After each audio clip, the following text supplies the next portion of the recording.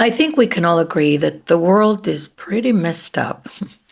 And we're exposed to things, we're hearing things, we're becoming aware of things that are really messed up to hear.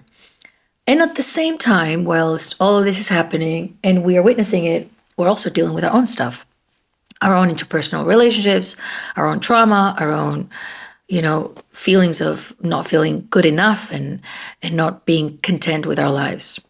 And so it creates a bit of a contrast. We're looking at what is happening in the world.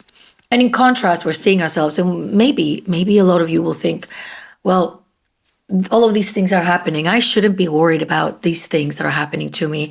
It's all in my head, whatever. But I want to tell you that if you're a woman that is struggling in any possible way, I know that the first instinct or thought that comes to your mind is that your needs and your experiences are not as important or as heavy or as painful as others. And your job should be to just somehow try to fix whatever's happening to others, or at least not prioritize yourself. And I know that this has been the conditioning, this is what we've been taught, but in reality, women are really going to heal this world and help this world and truly have something to offer and truly serve when they're doing it from a place where they're doing okay, right? With their own filled cup, with their own sense of self, with their own true resourceful energy, after they've invested some of that energy on themselves, women can then do amazing things for others. But we've been taught the exact opposite. We've been taught that we're supposed to always serve others, help others, save others, fix others, be sad about others, that what we feel isn't really important. We can manage it. And to be fair, that's not even real, because at the end of the day, we were told we're going to find fulfillment from just giving and provide and devoting ourselves and helping and saving and doing all these things. But that's not really fulfilling, is it? Because we end up burned out, we end up resentful, we end up being unhappy in lives that pretty much tick all the boxes. We're like, I did everything and I feel unhappy. Yeah, because a lot of us just walk through the path of life doing the things we're supposed to do. And then when we reach there, we're like, hold on a minute, I did everything. I'm not happy. Why not? And then our first thought is, let me try more. Let me try harder. Let me fix myself. Let me fix my partner. Let me fix this. Let me get skinnier. Let me look younger. Let me do something and modify myself again so that I can access the thing they told me exists here. But I think the answer is not that we should do more to fix that thing. We should trace it back and question the path that we followed in order to create our lives wasn't really the one that would bring us fulfillment, or perhaps was not the only thing. And now that we've reached there, we are experiencing that. It's not like we failed and we didn't do it properly. It's that we did it actually so properly that we forgot to stop and realize the other things that bring us fulfillment, or what other paths we would like to follow, or what lives we would love to lead. And on top of all of that, we reach these milestones, whatever we're doing in our lives, with having childhood trauma that hasn't been addressed, with dealing with a lot of issues in terms of our relational capacities, with a lot of codependency, people pleasing, being scared of being seen. And then on top of that, we probably have narcissistic parents that were like, we feel dutiful towards, and we have to stay loyal to, and have to take care of them. So here we are. We survived in this life, just listening to everybody, become the good girl that we were supposed to become. And we're deeply unhappy and unsatisfied and overwhelmed and overburdened with the responsibility of everyone. And that doesn't make us happy, does it? So in this video, in honor also of Women's Day that is today, and in honor of my new course, my new free course called the Patriarchal Architecture of Womanhood, in which I'm exploring how women are raised in a way that actually serves patriarchy. And this starts early through our narcissistic parents. So you want to catch it, you're going to find links below this video. But what I want to talk about today is the following. There's a couple of things. First of all, I want to talk about how narcissistic parenting is so entangled and intersects so much with patriarchy, and how the combination of being raised a woman in these homes, little girls that are raised in these homes, the outcome is good girl conditioning, right? We are born into environments that help create us into the prototype of the good girl, and then send us off in a world to be a good girl and a good, woman and a good wife, really. But this whole good girl conditioning is not of service of the woman that is going through the good girl, because even if we are the goodest of the girls, we will not be truly ever feeling rewarded for our goodness. The only one that benefits from it truly are men, are the men that we are being groomed into marrying and making happy and devoting ourselves to, and making sure they're healthy and taking care of them and making their lives better, and also birthing their children. Right, so the good girl conditioning is a blueprint that we're given in childhood that will basically secure us the future of being chosen and having that thing, which thing we're being told is going to be what makes us happy. But when we get there, we're like, I am not happy, and I'm being used and abused and fed up, and I'm resentful and not happy. That's essentially what it is. So that's the first thing I want to talk about, how the narcissistic parenting prepares us for the good girl role. But what I also want to talk about is that even if this world is going nuts, it is a great time for women to be alive. And I'm going to give you some of those reasons as we explore this video, right? So let's first start how narcissistic parenting preps us for the role of the good girl and how it intersects with what patriarchy also wants from us, right? So first of all, if we think about the mold and the archetype of the good girl, we are sort of, to describe her, we're thinking of somebody very agreeable, very nice and accommodating to be around, very aware of what everybody needs, very kind, and very attuned to how her environment perceives her and what this environment expects of her, right? She is very aware of all of that. The good girl knows how to be helpful, how to be, compliant, how to be devoted, and how to be loyal. And what I understand the good girl conditioning as being, though, is the internalized space within where we have acquired a point of view of looking at ourselves from the outside in. It's almost like we're watching ourselves rather than experiencing ourselves. So the good girl is the woman who is at any moment very much aware of how she's perceived and constantly filtering whether how she's perceived is acceptable, good, and what people want from her. And the filters through which she's deciding this are what her narcissistic parents installed in her, right? And how she looks, how she eats, how she behaves, what she does, how she's perceived by these others, right? First, the critical and mean parent and toxic parent. But then on top of that, if you think about how we're conditioned, it really aligns with how a man would look at us, right? Don't eat this way. Men don't like it when you look that way. Men don't like you when you do that.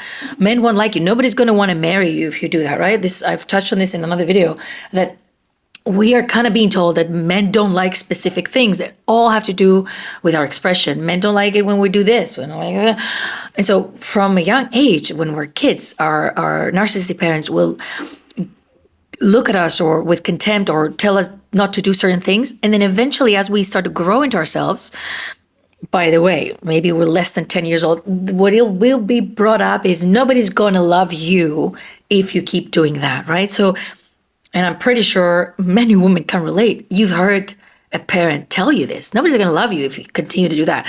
It becomes like they start from them and their love being conditional, and then they bring up this imaginary person, man, that is not going to love us if we are a certain way. So we live our entire lives, since young girls, through our childhood, thinking, what do we look like from the externally, not just our physical traits, but also how we behave, how we make others feel.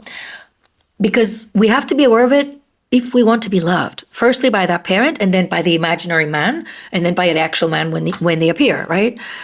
So the good girl is the woman who is very, very aware of that. In a way, she's just watching herself live her life and not really living her life. How does this start? Again, we touched on it already, but the narcissistic parents are really impacting our sense of worth, right? The narcissistic parenting is so toxic and so invasive.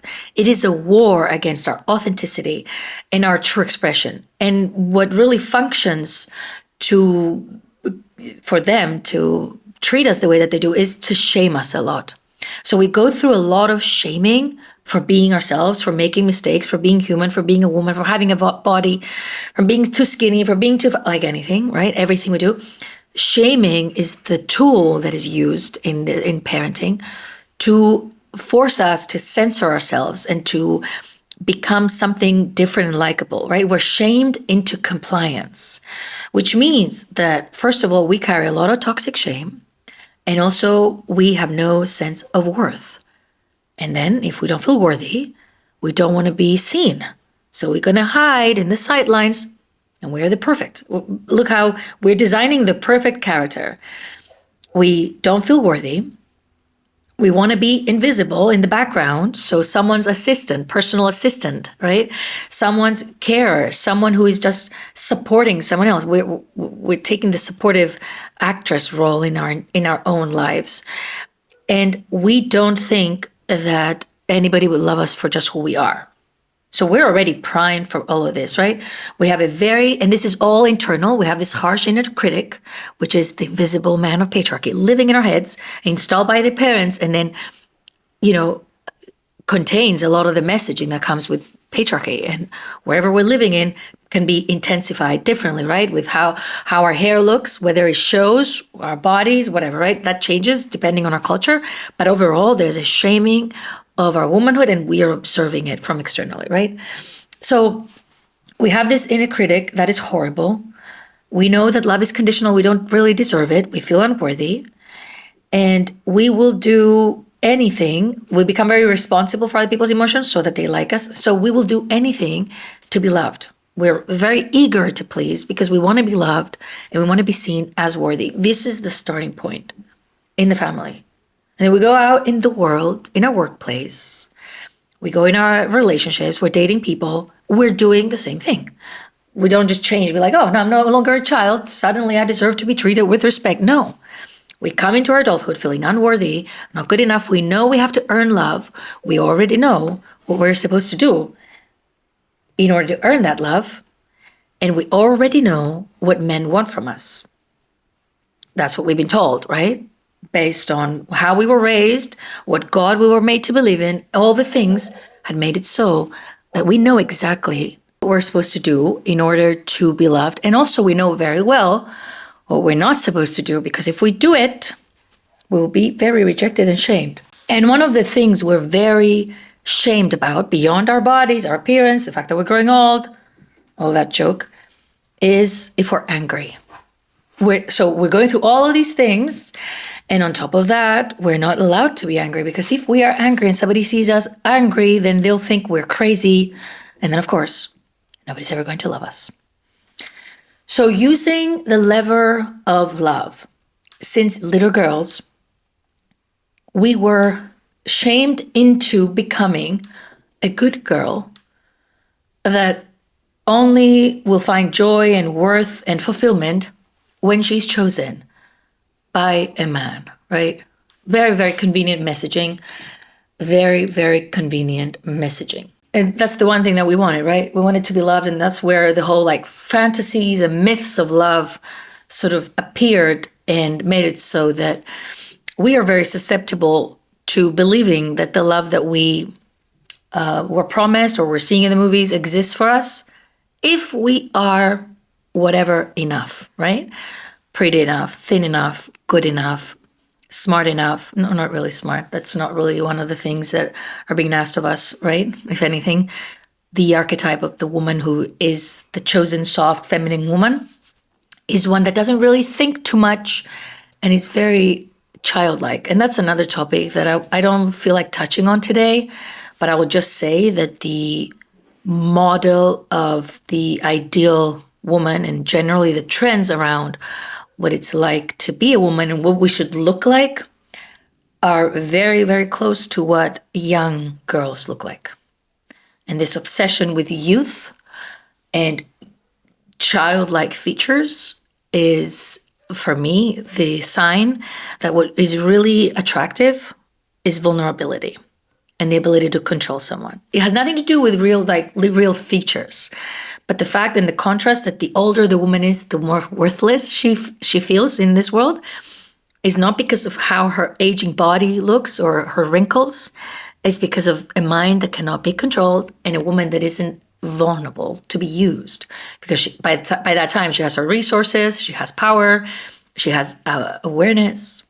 So I'm only going to say that. But anyway, so we're being raised into these environments that prep us to play the good girl role and sort of push us onto one path. And also that path becomes the only path, right? Marriage and kids. And if we're not chosen and have those kids, then we're being told that something is wrong with us for not being chosen, right?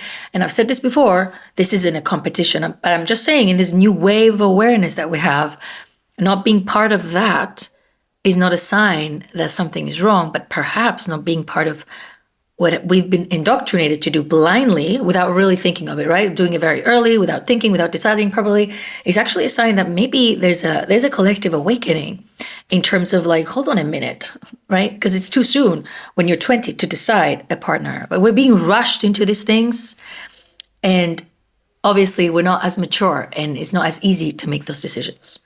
Nonetheless, we have the conditioning, we do all of that, we turn into the good girl. The problem with all of this is that we don't benefit from being a good girl. That's the main issue here, right? If we had been like, okay, let me be a good girl and benefit from it, right? But we don't. We don't benefit. And the only one that truly benefits is the person we marry, right? Being a good girl is really what prepares us to be a good mother. And arguably, we're not really a good mother if we're such a good girl, but essentially, we're just a good wife. A good wife, we're quiet, we're compliant, we don't have an opinion, we forgive endlessly, we love caretaking. This is what brings us joy, caretaking. We don't need anything in return. We're doing all the emotional work. We don't have expectations and we don't have needs. All our life has meaning through just serving men, which is ridiculous. Absolutely ridiculous. And I'm thinking of a video I saw of this young girl. They married her off when she was 13. And she said, I wish I could go back to my studies. This is so horrible. And the person asked her, what do you do during the day? She said, I wake up, I make breakfast for my dad, my husband, and my uncle. And then we wash and clean, and then they go to work. And then they come back, we give them food, we wash and clean. And then we rest, and then we wash and clean. In some cultures, it's even more intensified, that women are just used for labor. But in totality, this good girl conditioning exists amongst all of us. And if you think about it even more broadly, outside of pleasing and all of that, in a lot of ways, when we're being good, we are expecting to be rewarded for our goodness, right? And so many things are based on this. Religion is based on this. School is based on this. Everything is based on the fact that you do good, you get good, right? So sometimes we enter relationships and we may overgive, overdo. Nobody asked us, right? We're doing all of that. And then we go into this unconscious sort of like experience that we expect a lot more from the other person because we've been good. We expect to be rewarded for our goodness. So to an extent, this is very hard to shake off, thinking that if I do good, I deserve good. And so what breeds these expectations is conditioning. And also, in order to continue to do that, we end up being resentful because we overgive to people, right? But anyway, so we're doing all these conditioning, all of that. And what are we doing now? 2026. We're doing all of this work of unbecoming the good girl, and this wave of social media awareness and people talking about things and putting names into experiences, starting from our childhood trauma and narcissistic parenting, and removing ourselves from the role of the good girl from that system that expects us to be a retirement plan, then makes everything click together for us to dismantle and deconstruct all of our lives and other places that would do that, right? So reasons why being a woman in 2026 is actually pretty awesome is firstly comparing to many years ago, actually not even that many years ago, we are able to be financially independent. We do not have to marry so that we can walk around the streets. We can get education, and a lot of us can actually fund for our own education. We are able to have access to mental health resources, even those of us who may not afford things. There's a lot of free stuff, including what I do here. So, including the course, the free course that I mentioned, that I'm going to link below. So we have access to all of that. And we are finally questioning our inherited roles, which is the start of something new. The moment we question, instead of just obey. So instead of questioning ourselves and our worth, now we're questioning the roles and the paths and the people who told us these things. That is the start for something amazing. The moment we begin to question, everything internally that we have believed will collapse, right? And so the female communities around people who do this, right, this deconstruction and the questioning becomes stronger and stronger because we're able to connect with more and more women who are doing the same. If you see, the world can be divided. You have the women who think in one way. There's women that really make it their mission in life to be anti-feminist while is holding a phone, recording themselves talking without being aware that this is only done because of feminism. But nonetheless, we're living in a time where women are coming back to a very important place in history, where we can have access to all of the things we want and need for our safety without a middleman, literally middleman. We don't need the middleman anymore to help us access all of that. But what we do need is community, is education, is resources, money. We need things to survive. Don't think that we don't. But it's no longer all coming from a man. It used to be that your only chance at life, at a social life, at being happy, at having a roof over your head, and not being stuck with your parents until they die, would be to marry. And they would marry you off to a man who would be old and ugly and disgusting, but that would be even better. That would be better than staying where you were. So we live at a time where we can literally redesign and reimagine our lives. We can leave a relationship, marriages, situations, countries, everybody. We can start over as many times as we like because we have been given back innate rights. Like we've been given some of our human rights. And we need to exercise them as much as we can. Our rights to do things, our freedom, we need to exercise it so that it's never taken from us again. Because in all honesty, we've not been born free. Nobody's born free, really, when we come in worlds where society is already the toxic that it is. But our lives were predetermined, and the path was so strict that if we just fell off the path in whatever occasion, the world wasn't there to be like, let me hold you. The world was shaming us into going back on path. Now, with access to what we have, what we know, and what we know also about healing and the ability to truly heal and reparent ourselves, everything that is out there now that wasn't there before, right? Talking about our emotional worlds, talking about our childhoods, talking about how we feel, talking about what it's like to be, like all the things that we're doing now.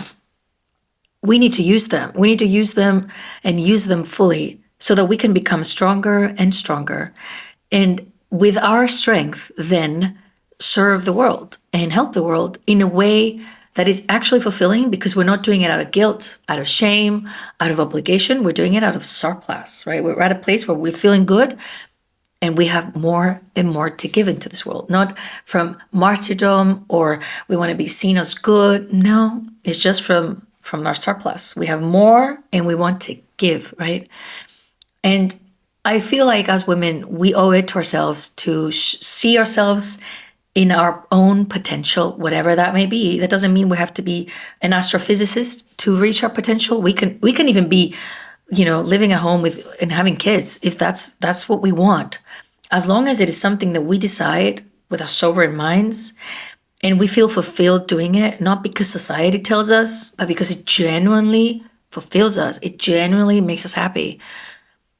And it would be a shame not to see our potential. And also, it would be a shame to live a life unquestioned, without questioning all the things we've been told we were supposed to do, and we just blindly do them, right? I feel like the biggest gift we can give ourselves as women today and Women's Day and every single day is not a bouquet or some massage or some nice sort of lunch, but is to truly give ourselves the gift of healing, where we deconstruct, where we decondition ourselves, where we question, where we reparent ourselves, where we really come back to ourselves and redefine what it means to be a woman.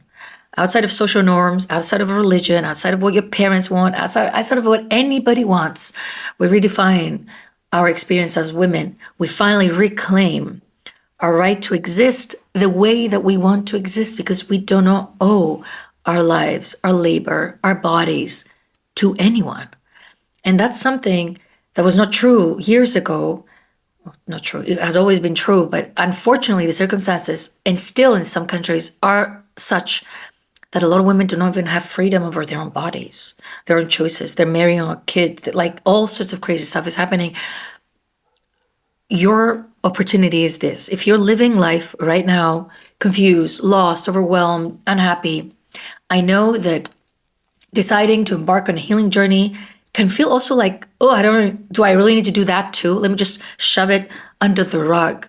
You keep shoving it under the rug, it's not going to help anyone, because at the end of the day, that rug will be lifted, because life is going to not leave you alone. And eventually something will happen and that rug will no longer be able to cover all that. And then you will have to deal with all of it anyway.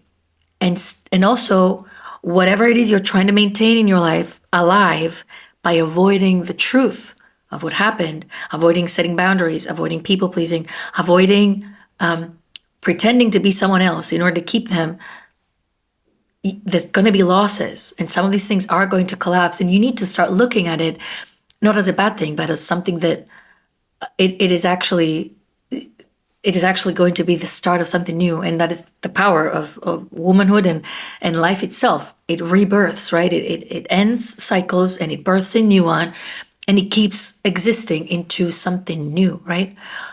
So I feel like to reach our own potential, our self-actualization, and I'm going to have to say a few things here, because many of you may know already, I have like this framework where I think, healing needs to be divided in 3 different categories. I have the heal, grow, and the self-actualize phase, which I've broken down in this video that I'm going to link here.